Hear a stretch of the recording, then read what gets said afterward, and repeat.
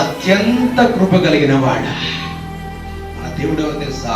అత్యంత కృప కలిగిన వాడు, అనగా దీవెన కలిగిన వాడు. మన దేవుడు దీవెన పొందుకునే ఆశీర్వాదం ఎంత కావాలంటే, కానీ మనము దానికి తగినట్టు మన హృదయాన్ని చెప్పుకోవాలి.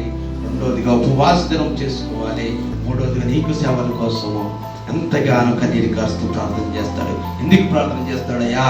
ఎన్ని దినం నుంచి కుటుంబం రక్షించబడిందయ్యా, ఈ ఎన్ని దినం నుంచి కుటుంబం దేవుని సన్నిధికి వస్తుందయ్యా, వీళ్ళు ఎగతాళి చేయో తప్పగిస్తుందయ్యా, వీళ్ళ జీవితాలు ఏమేమి కావాలో, ఏది కొదువు ఉందో అని తీర్చయ్యని దైవ సేవకులు ప్రార్థన చేస్తారు.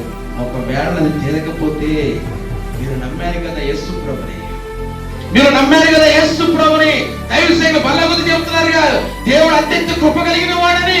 ఆ కృప ఏమైపోయింది, ఆ దేవుడు ఏమైపోయింది, ఆ ఐశ్వర్యం ఏమైపోయిందని అనేకులు ఎగతాళి చేస్తారంట. ఆ ఎగతాళిలో నువ్వు ఉంటావా, లేక అనేక ఆత్మల దేవుని సన్నిధి కనిపిస్తావా? రెండు కూడా నీ చేతిలో ఉంది, నా చేతిలో ఉంది. ఎగతాళికి అప్పగిస్తే దేవుడు క్షమించడు. ఒకవేళ దేవుని సన్నిధికి నీతో కూడా మరొక ఆత్మల సన్నిధి తీసుకొస్తే దేవుని ఫలము అధికమ చేస్తాడు.